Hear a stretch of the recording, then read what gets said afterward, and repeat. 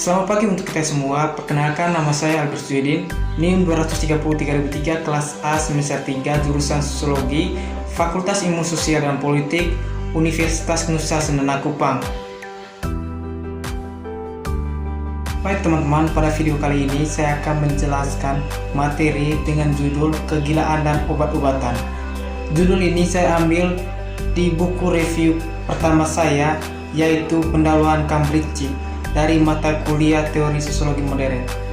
Dan setelah ini saya akan memaparkan materinya. Selamat menyaksikan. Kegilaan dan obat-obatan. Banyak remaja seringkali mengkonsumsi obat-obatan terlarang. Dengan mereka mengkonsumsi obat-obat terlarang, maka mereka akan kecanduan dalam mengkonsumsi obat tersebut. Mereka tidak tahu apa dampak dari penggunaan obat terlarang tersebut. Ini berdampak pada gangguan kejiwaan mereka. Sebagai contoh adalah penggunaan narkoba. Narkoba adalah obat yang sangat dilarang masuk ke negara kita karena berbahaya bagi kesehatan manusia. Narkoba bukan cuma berbahaya kesehatan fisik penggunanya, karena terdapat juga kaitan yang erat antara bahaya narkoba terhadap kejiwaan seseorang. Narkoba dapat memengaruhi fungsi otak dan saraf penggunanya. Hal itu yang akan menyebabkan timbulnya gangguan kesehatan jiwa. Bahaya narkoba terhadap kejiwaan seseorang dan bagaimana prosesnya. Bahaya narkoba terhadap kejiwaan terlihat dari efek obat-obatan yang akan digunakan. Prosesnya sendiri berawal dari narkoba yang memengaruhi bahan kimia di otak yang akan membuat seseorang sulit untuk memahami sinyal atau perintah yang dikirim oleh otak. Dengan begitu, seseorang akan memulai mengalami beberapa efek jangka pendek dan bisa berlanjut menjadi efek jangka panjang. Teman-teman, ada pun cara untuk mencegah penggunaan narkotika bagi remaja saat ini, yaitu yang pertama, selektif dalam pergaulan. Artinya, bergaul dengan teman-teman yang memiliki perilaku positif. Yang kedua, memiliki hobi dan aktivitas positif. Artinya, isilah masa remaja yang penuh antusiasme dengan menyalurkan hobi yang positif. Yang ketiga, jangan melawan nasihat orang tua. Artinya, kita harus taat dan mengikuti nasihat orang tua agar kita tidak terjerumus dalam penggunaan narkotika.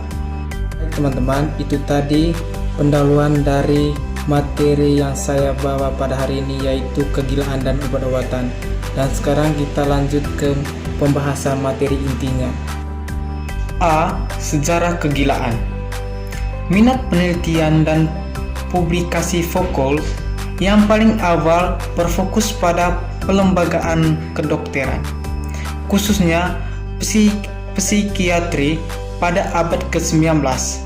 Seiring dengan ketertarikan pada potensi kegilaan yang melampaui batas sebagai kekuatan artistik dan politik, dalam karya awalnya tentang kegilaan, perhatian terhadap pengalaman, sebuah metodologi yang dihantui oleh sesuatu yang menyerupai fenomenologi paling terlihat.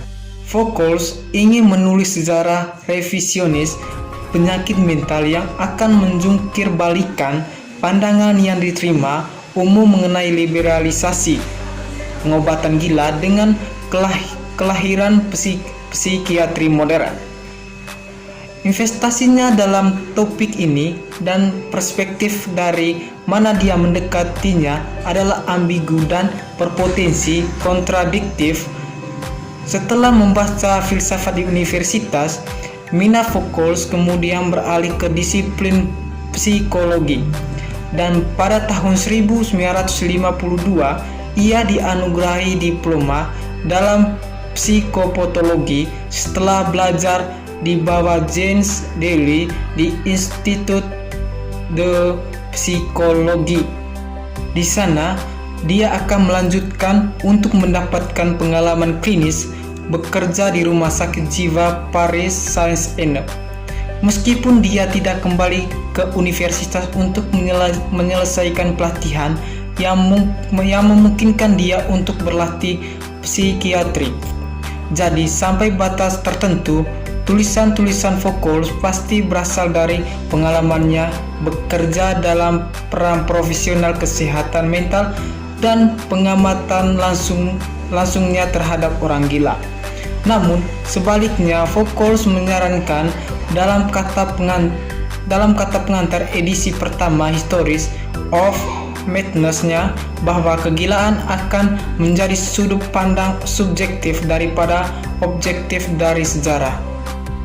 Dia mengisyaratkan bahwa kritiknya terhadap sejarah kegilaan akan ditulis untuk mengartikulasikan suara orang gila yang dibungkam secara historis, bukan dari sudut pandang profesional psikiatri, dan menyarankan juga bahwa sejarah psikologi dan psikiatrinya muncul sebagai insidental oleh produk dari rekonstitusi dari pengalaman kegilaan.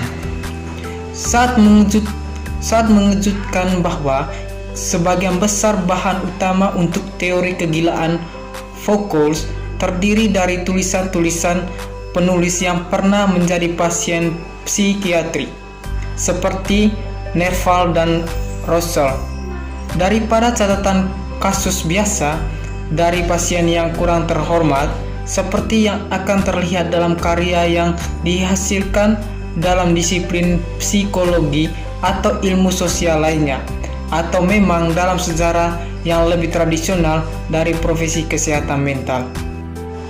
Yang ke-B, kelahiran klinik.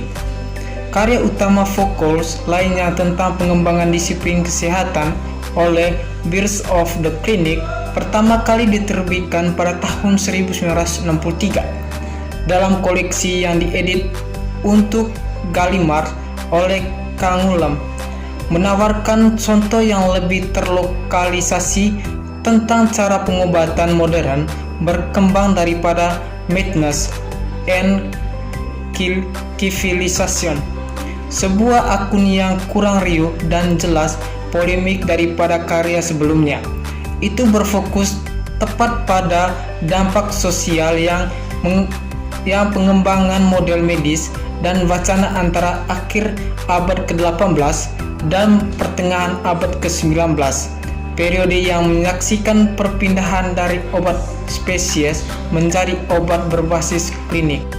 Seperti yang sering terjadi dalam teks-teks Foucault, terlepas dari penyangkalan semacam itu, pertimbangan kekuasaan yang menaungi komentar etis tentang kekuasaan muncul dalam karya ini.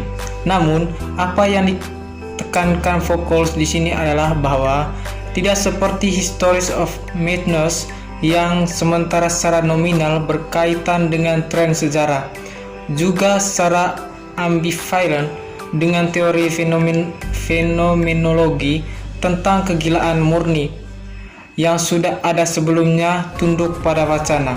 The Birth of the Clinic akan menyatukan dirinya secara menyeluruh dengan metode historis yang digambarkan sebagai arkeologi, yang akan dijelaskan Foucault secara panjang lebar dalam The Order of Things dan The Archaeology of Knowledge.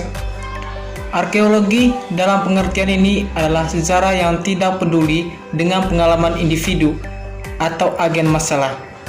Penyelidikan yang mengungkap sistem aturan yang mendasari pernyataan atau ucapan resmi. Arkeologi sejarah kedokteran kemudian menyoroti aturan diam yang menghasilkan wacana yang memberi wewenang untuk menyatakan kesehatan dan penyakit dalam periode sejarah tertentu. Ini mengidentifikasi kondisi yang diperlukan untuk munculnya institusi dan profesi kedokteran berbasis klinik di modernitas.